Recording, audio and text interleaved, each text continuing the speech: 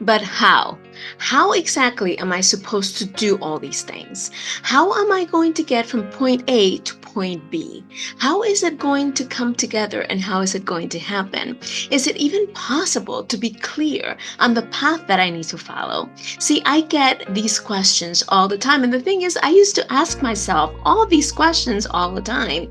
And we get so caught up and so bogged down on how do I gain clarity and focus to move forward? How do I understand exactly what it is that I need to do and how I get to do it in order to go towards in the direction, right, in the right direction to get my dreams accomplished?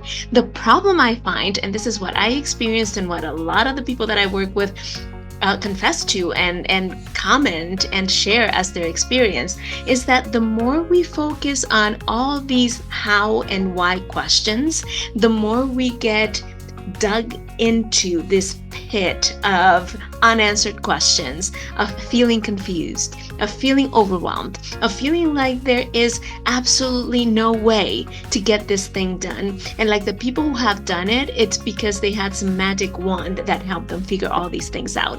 But the reality of it is, and I almost knocked my entire table down. But anyway, the reality of it is that it is our inability to understand, or it is our misconception of thinking that we have to have 100% clarity before moving forward, that keeps us stuck and not moving, that keeps us from getting to the place where we eventually want to end up.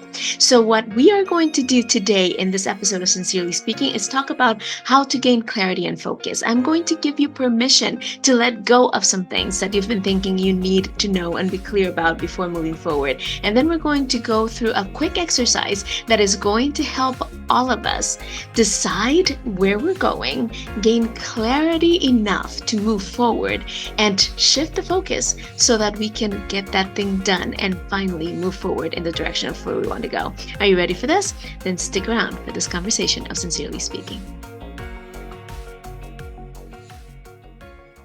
You need confidence to move forward. Without confidence, you can't really achieve that dream, desire, calling, or lofty element, venture that you've had in your heart to do. Have you heard that before? That's what most experts and gurus out there sell you. Well, I have a slightly different take on it. I believe that you and I can create a feeling and a sense of confidence on demand that can propel us forward without us having to jump through all the hoops and try to figure out all the things that the gurus never really tell you how to do anyway. So if you have been struggling with this notion that you need more confidence, or if you simply have a goal, a dream, an aspiration, a movement, something that you want to start in this world, an impact that you want to have in others, and an influence that you want to use to support and help and do some good out there in the world, then I invite you to head on over to confidence.marciamaro.com, where you are going to find an amazing offer for my course, Confidence on Demand, which will give you the 3 secrets to generating that feeling and that sense of confidence when and where you need it. So again, head on over to confidence.marciamaro.com and take advantage of this opportunity to generate and create confidence when and where you need it. And in the meantime, stick around and chat with me here on Sincerely Speaking. See you soon. So if you're anything like me, if you've had an experience anywhere similar to the one I had when starting my business and moving forward in the direction of what I wanted to do, and I've actually spoken to a lot of people that have had similar experience. At some point, somebody told you that it was important to get 100% clear on what you wanted to do, and that that would become then your focus. And that once you had clarity and focus, then everything would come together and everything would flow, and it would be like this magical thing where everything serendipitously comes together. Well, again, if you're anything like me, that was not my experience, and it probably hasn't been yours either. And that is because, and we're going to dispel this myth right away, right off the bat, there is no such thing as being 100% clear 100% of the time about anything. And so, this notion that we have to be 100% clear just keeps holding us back and keeps pushing us back to the space of, wait a minute, but if I'm not clear, then how am I supposed to move forward? If I'm not clear on everything that I need to do, if I can't see the entire path before I start moving, how am I going to be sure that I am going to get there? So today I want to give you a couple of images that are going to help you understand why that notion of being 100% clear before taking action is the worst thing that you can do. And you've probably heard at least one of them before, but I think it's worth hearing again. So if you are going to get on a plane, I live in West Palm Beach, Florida. So if you're going to get on a plane for West Palm Beach, Florida, and you want to go to LA, right? When you get on that plane does not immediately start heading in a westerly direction. It doesn't immediately start heading directly to LA. It starts actually heading north a little bit, and then it might turn east a little, and then it will gear or veer west and start heading for a little while in a direct path towards LA. But between here and Los Angeles, that plane is going to be what seems to be off course at least 50 to 60% of the time. The number might even be higher. But there's a bulk of the time that you're up in the air in a plane heading to a specific destination where the plane seems to be off course, where the plane seems to be moving in the wrong direction, right? And in fact, it is small degrees of adjustment, tiny, tiny degrees of adjustment, 1 degree, 3 degrees, tiny degrees of adjustment that make it possible for that plane to eventually land where it needs to go, right? Similarly, when we are heading in a specific direction, if we expect to go in a very straight line that takes us straight from where we are to where we want to go, we are bound to be disappointed and we are bound to get discouraged and we're probably going to give up because we're expecting things to be near perfect when we know that that's not the way it is, right? The other image I want to give you, I actually want to show you an image. So I'm going to share my screen here real quick. And if you are on the audio podcast, then I am going to explain it enough that I think it might still make sense. I hope it might still make sense. But if not, then go to YouTube and watch it on YouTube so you can see the image. So you're seeing an image of Mount Neeson, and I don't know if I say it right, but it's one of the highest mountains in the Swiss Alps. And they built steps along the side. There's this little train track that has a trolley, like a little tram that takes you up to the top of the mountain. But beside that track, there are steps that you can take to go up to the top of Mount Neeson. And there are 11,674 steps from the bottom all the way to the top. Now, once a year, they have this race where people race their way up the 11,674 steps. Now, if you are watching the image, you see at the bottom of the image that there's a patch of fog where you can barely see the people or the steps or anything that's there. So for the people coming up from the bottom of Mount Neeson, trying to climb the 11,674 steps, there's a moment in which the fog is so thick that they cannot see even 2 steps ahead of them. They can only see the step that's immediately in front of them. To the person starting at the bottom of the steps, they cannot see even halfway up the steps, but they trust and they know that the steps are all there, that they do go all the way to the top, and that if they keep just going one after the other, every time they take a new step, another step is revealed. And every time they take another step is revealed, right? So what am I trying to tell you with these two images? Well, the reality of it is that if we are expecting to be able to see the entire path before we get started, we might never take the first step, right? So we are going to talk today about some of the things that you don't need to and probably shouldn't even try to get clear on, some of the things that you definitely should get clear on, and what to focus on and how to get that focus in place, right? So let's start with what not to do, what not to focus on. So the first thing is you don't need to be clear on all the steps on how to do something. You really don't. You don't need to know all the 20,000 steps in order to get started. Like we talked about with Mount Neeson, if you wanted to see the entire path, nobody would ever climb those steps. But because you're willing to take one step, then the next step is revealed after that. And then the next one. If we knew all the steps it takes to do certain things, we would get overwhelmed and we would never get started. In fact, there's a short story in Spanish that talks about how to climb, how to climb a step or how to take a step. It's what it is, how to take a step. And it tries to explain the process that we go through to take a singular step. And if we tried to do what the description tells us, we would fall flat on our face because it's counterintuitive. It doesn't really make sense to try to explain it, but we do it every single day. Most of us, right? So when you try to focus on the entire path, the entire picture on how to do something, it's going to lead to overwhelm. It's going to lead to confusion. It's going to lead to you thinking that you don't have what it takes or that you can't do it. And it's going to stop you dead on your tracks. So don't even try to focus on that.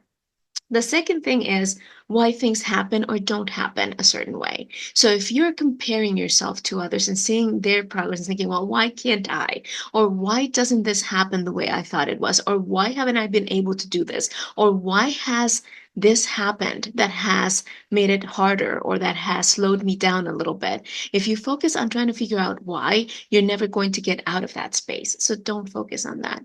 The other thing to never try to understand, get clear on, or focus on is laying fault. Whose fault is it, or who is to blame, or what is to blame for whatever it is that you're facing at that moment? Finding blame doesn't fix anything. Finding blame or assigning fault doesn't move you forward. But understanding that it's your responsibility to do something about it will. And we're going to talk more about that in a minute. The other thing to never, ever be clear on is other people's opinion. Don't try to be clear on other people's opinion. If somebody says something about you or about what you're doing or about what you're trying to do, don't even bother trying to understand what they're saying. If they're not putting skin in the game, if they haven't done it themselves, or if they're not willing to be supportive of what you're trying to do, their opinion doesn't matter. Their opinion is worthless. So don't even try to get clear on it. Don't even try to understand. Don't worry about it. Just let them have their opinion. Now, if it's someone who's supporting you, then that's different. And that's a conversation for another time, right? Don't try to get clear on the perfect or the right way to do things. There are many ways to do something. The expression, there's more than one way to skin a cat, I don't like it because it's a little crass and violent, but it does have merit in that there's more than one way to accomplish something. There's more than one path towards a specific destination. In fact, in the era of GPS systems, if you put a destination that you want to get to, you're going to see that the GPS is going to offer more than one suggestion. And it's going to tell you, well, if you take this one, it might be a few minutes more, or if you take that one, you will have to pay a toll. If you take this one, right? And it will give you several options. And even if you don't like those options, there's other alternatives, there's other ways to get there. So don't try to get clear on the perfect or the right way of doing it. Try to get clear on other things that we're going to talk about in a minute that are going to help you get there. But don't worry about, is this the right way? Is this the perfect way? Am I doing this wrong? As long as you're taking action, even imperfect action, and in fact, imperfect action is the best thing that you can do because it will show you what works for you and what doesn't. All right. So now that we know what not to focus on, let's talk a little bit about what we do want to get clear on, what we do want to focus on, and what we want to shift our attention towards. The first thing is you need to be clear on who you want to be. Who do you want to be? What do you want to stand for? Who do you want to be seen as? When people talk about you 25, 30, 50 years from now, what do you want them to see in you? What do you want them to say about you? And it's not that you're controlling the narrative, it's that you show up a certain way when you know how you want to be seen, when you know how you want to be perceived, when you know the kind of person that you want to be. So when you understand the kind of person that you want to be, some of these other things that we talked about before, like other people's opinions, like the perfect way of doing things, they don't matter anymore, because now you are operating based on the person that you are becoming, the person that you know you get to be, and you are acting as though you're already there, and you are working towards becoming a specific type of person, and that shifts the narrative and that shifts everything, and it places your focus on other things. The second thing to be clear on is your vision or your calling. And I'm not talking about having understanding perfectly what your purpose in life is. I believe that we have different purposes for different roles and different seasons in life. But we do get to envision what we want our life to stand for, what we can do to bring change, positive change into our world, so that the people that are in contact with us, so the people around us, can be better for having known us, can grow a little for being around us, so that we can, like the saying says, a rising tide raises all boats, right? So that we can raise everybody's boat along with ours, and so that we can make the space a little bit better.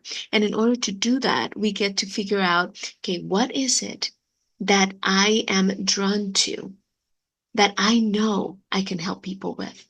What is it that I ultimately want to look back on and say, hey, my life stood for this, or I was able to do that, or I was able to get X, Y, or Z result for me and for the people around me, right? So that is your vision or your calling. And if you want more information on that, just comment vision in the comments, and I will get to you a training that I did is just specifically on how to look at your vision, your calling, and your purposes, and how to figure those out, right? But that's a conversation for a different time.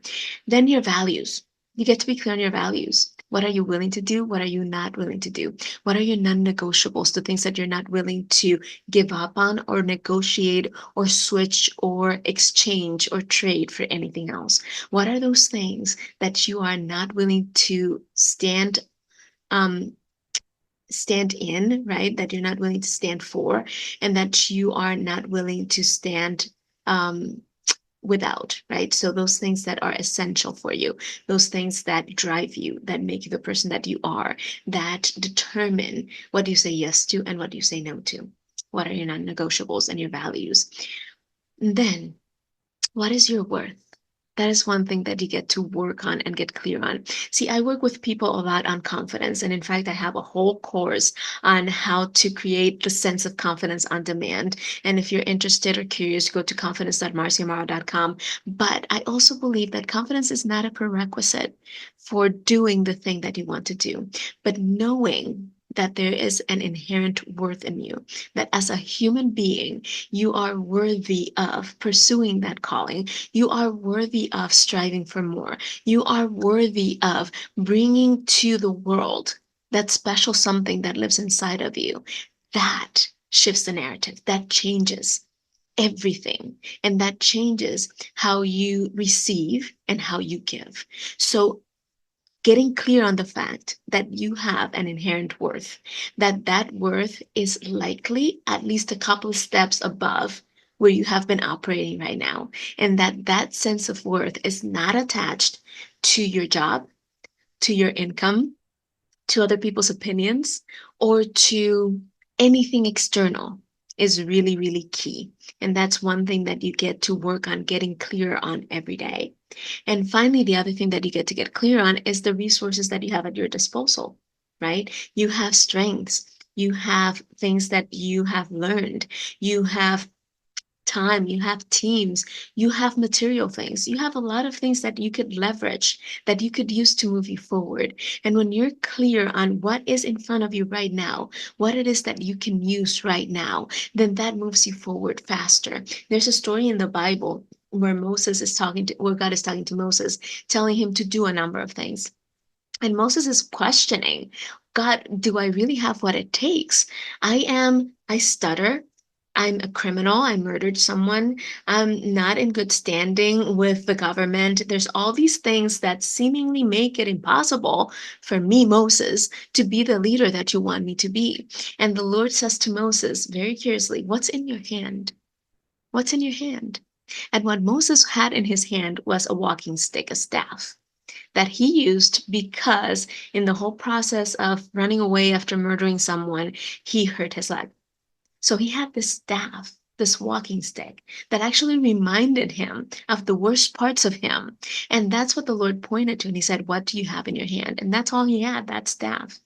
And the Lord turned that staff into a tool that was used for him to part the Red Sea, for him to lead the people out of Egypt, for him to bring water out of rocks, for him to do a bunch of things that were seemingly impossible, right? So when you become clear on what is in your hand, what it is that you do have at your disposal, then that opens up a whole world of possibility if you're willing and open to be resourceful. All right. So now that we have set a distinction between what it's not worth trying to get clear on and what you should be clear on, I'm going to give you one quick tool that I actually learned from a combination of Dean Graziosi and Tony Robbins. You might have heard of both of them. One of them, neither of them, it doesn't matter. I just like to give credit where credit is due, right?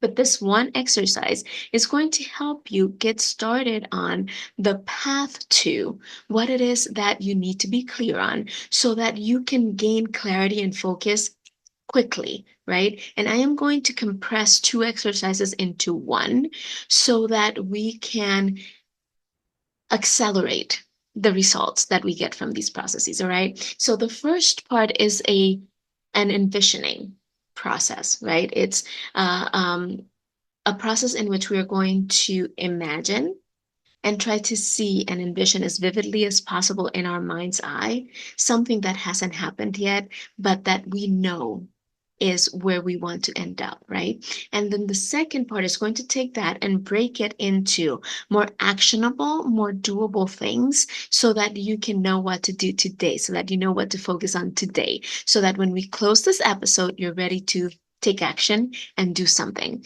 Because one thing that I learned from Tony Robbins is you never leave the site of planning or the site of gaining clarity on something without doing something about it. All right. So if you will, if you don't want to do this right now, if you're driving or if you can't, or if it's not the right place, just make sure that you find the time marker and you come back to it, or maybe take down some notes so that you can come back to this exercise, right? This exercise requires quiet and it requires focus. So if you are in a loud space or if there's people around or whatever, then again, just take notes and do it later. But what we're going to do is we're going to get into a comfortable, calm, quiet space. I don't necessarily think you have to close your eyes, although for me, to try to envision something, it does require me to close my eyes because then I can block out some of the distractions and some of the other visual cues around me. But whether you are closing your eyes or not, imagine that you are 100 years old. We don't know if we're going to get to 100, but imagine that you did. Imagine that you are 100 years old and you are sitting in your home quietly, placidly, really enjoying life, really being grateful for the fact that you made it to 100, and really being grateful for everything that you've been able to experience and accomplish in your life. And you go to the porch or the balcony, you sit in a rocking chair, and you start swaying back and forth in that rocking chair very, very calmly. And you're swaying back and forth, and you're thinking back to all the wonderful, amazing, incredible things that you've had the blessing to experience in your life. Now start paying attention to the people that you're seeing as you think back on your life. The people that have meant something important to you. The people that have helped you along the way. The people that have elevated you. The people that have allowed you to become the person that you became. The people that maybe hurt you at some point, but that hurt allowed you to see life a little bit differently. Start now thinking about the events, the things that you have done, the things that you've experienced, the places you've been, the business dealings that you've accomplished and completed, the money that you've earned or not, the interactions with clients or with friends or with coworkers, the travels, the places that you've visited, the homes you've lived in, the fashion styles that you have gone through. Then start thinking about the things that have marked you and that have meant the most to you, the things that you are glad you tried, even though they didn't work out the way you thought they would, the things that you are glad you didn't try because then you saw a different perspective, the things that worked out exactly the way that you wanted, and the things that didn't, but that taught you a lot. Then take a second, and we're not going to stay here too long, but take a second to think about the things that you regret not trying, the things that you wish you had given it your all to, and you didn't, the things that you wish could have been a little bit different. And then stop yourself and thank yourself. Thank God for all those things that didn't work out the way you expected. And recognize how the disappointment led to growth, how the unexpected led to greater than you could have imagined, how you see God's hand in everything and anything that you have envisioned. And as you rock there, just enjoying the memory of everything meaningful in your life, you say, isn't it exciting that my life has been all about fill in the blank. I'm so grateful that my life has been all about fill in the blank. Don't filter it. Let it come. What has your life been all about? What has been the center of everything that has made your life meaningful and positive? What are you known for? What is it that people come to you for? What is it that you are confident you can do better than most without bragging, just being truthful? What is it that has filled your heart with joy and gratitude? Right? And now that you have your answer, it's time to pull out a piece of paper and split it into 4 sections. And you can fold it twice so that you have 4 quadrants, or you can just draw 2 lines, one going down, one going across. On the top left, here's what we're going to do. We are going to write down where you are today, what your reality is today. And we're going to be brutally honest. We're off of the rocking chair now. We have envisioned the future. And now it's time to get clear. We mentioned the GPS before. If you don't have a location where you're starting from, a starting point, the GPS can't trace any routes for you, right? You need to have a starting point. So that's what we're doing in this top quadrant. We're asking yourselves, where am I today? What's going on in my life today? And we're going to be brutally honest with the good, the bad, and the in between, right? We're going to ask ourselves, okay, what is working? What isn't working? What do I wish was different? And we're going to write it all down and think about every area of your life, your business or career, your family, your relationships, your health, your spirituality, your connection with God, your relationships with people in your family, people at work, what you have at your disposal, your finances, I said your contribution to the world, right? So think about all those areas and write down where you are today and be honest with yourself. What's working, what isn't, what is in between. Then on the top right, you're going to think about what you just envisioned in your rocking chair and think about 1 year from now. 1 year from now. So today, as I'm recording this, is July 8th, 2024. So July 8th, 2025, what would make it so that you feel that that 1 year propelled you further, faster towards that vision from the rocking chair than you have experienced in the past? You've had the most impactful, most powerful year. You're making progress towards that vision that you saw in your rocking chair imagination, right? And you know that it's been a powerful, productive year. Write down what has happened in this imaginary year that we just left through, right? What would need to have happened in that year between July 8th, 2024 and July 8th, 2025, or whatever date it is that you're listening to this or watching this? What would need to have happened for that to be the best, most productive year? Write it down without filter. Write it down without filter. Just don't even worry about it. Write it down without filter. And once you have all those things down, like maybe you made a connection for collaboration to start your business, maybe you registered that LLC finally, maybe you finally made a plan to save the money that you're going to need, maybe you finally started conversations with someone, maybe you made the approach to this person, maybe you started going to church, whatever that might be, right? Then on the lower left hand of the paper, you're going to write down what resources do you need in order to move forward and make these things from the upper right hand a reality, right? So, whatever you envision needs to happen this year, what do you need in order to make that happen? So, what resources are necessary in order for you to start taking action? What capabilities, what skills do you need? Who do you need to contact? What books do you need to read? What money do you need to save? What things do you need to sell or let go of? What things are getting in the way that you just need to release and say, you know what? It's done. What do you need to have, be, or do in order to move forward?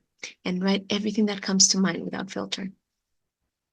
And now that you have all of those ideas, on the lower right hand corner, you're going to write down now, 1 hour, 1 day, 1 week, 1 month. Now, 1 hour, 1 day, 1 week, 1 month. And you're going to write down, what can I do now to start filling the gap, right? To start getting those resources, to start moving in the direction of those things I said I get to do this year in order to have the best year ever, to move away from where I am, to fill that gap from where I am to where I want to be at the top, right? And to complete those resources. So what is one thing that I can do right now? One phone call, one um, setting a date on the agenda, like one plan, one research, one piece of research that I can do. What is one thing that I can do right now, right? Then what can I do in an hour? And you might be doing this late in the day. So what can I do first thing tomorrow when I wake up, right? But what can I do within 1 hour, one waking hour of setting this plan, of seeing, envisioning with clarity what I get to do? And if you are starting to think, I don't know, then if you had to know, if your kid's life or your life depended on you knowing, if you had to make a choice and pick something, what would you do within the next waking hour to start moving in the direction of that thing? What video can you watch? What connection can you make? What resource can you find? Who can you make a phone call to and say, hey, I'm working on this. Can you help me? What can you do within one waking hour? Then within a day, what can you do within a day? So tomorrow, or the day after, if you're waiting until tomorrow. What can you do then? Within 1 week, what can you do? And within 1 month, what can you do? And we're not going to take it farther than that, right? Because what we are doing is we are deciding the next step that we're taking, our first or our next step. Imperfect. People say, what is your next best step? And I think that that's a lot of pressure. So not perfect, best, just what is the next thing that I can do that is going to start the momentum going, that is going to propel me forward, that is going to get me started, that is going to get me out of stillness and into motion, right? Newton's law of motion, I think it's what it's called, right? Whatever, Newton's law, that an object in motion tends to stay in motion and an object at rest tends to stay at rest until some external force moves it, right? The domino effect that Mel Robbins talks about. So if you want to start moving, you get to make some decisions, right? And this, the now, 1 hour, 1 day, 1 week, 1 month, is going to start giving you some steps to look forward to and to focus on as you move forward. And the idea here is, okay, so I completed the now step. Now I have within an hour. So I'm going to move that within an hour to now, because that is the next thing I get to do, right? And then I look at my 1 day. So within 1 day, I'm going to go buy the book that I need, or go enroll in the course that I need, or go find the mentor that I need. Okay. And that moves then to the 1 day, within 1 day, within now. So you keep moving them up and refilling the bottom. And that's how you gain the momentum to move forward. And that's how you are clear on what to focus on. Because now you know, okay, now I'm doing this. Once I do this, I'm going to take my 1 day and I'm going to move it to the now. I'm going to take my 1 week and I'm going to move it to 1 day. The 1 month and I'm going to move it to 1 day and I'm going to find another 1 month thing that I can do. But I'm only focusing on one thing at a time and I just keep moving them up closer in deadline, right? Like closing the gap between when I am or where I am and when I'm going to do this thing. And that's what you get to focus on. All right. So I hope this has been helpful. It's a little longer of an episode than I intended it to be, but I hope it has been valuable. If you have any questions at all, go in the comment. But I have a question for you. What is your now step? What is that thing that you're going to do right now that is going to start moving you in the direction of what you want to do? Go connect with me in the comments, connect with each other, reply to each other. If you see someone saying, I need a book that's going to help me with this, and you have the book, give them the resource, share with each other. Make sure that you're supporting and connecting with each other in the comments so that we can build community around this thing and know that we're not alone in this process. And in the meantime, if you need more support, go to marciamara.com and find everything that I can do there to support you and to help you. And make sure that you come back next week and that you share this episode with anyone in your life that you think might find it useful. Go do the exercise. If you need to rewind, if you need to go back, do that. But comment and let me know what your now task is, what your now focus gets to be, so that I can support you and so that we can support each other. And I will see you next time here on Sincerely Speaking. Have an amazing, amazing rest of your week.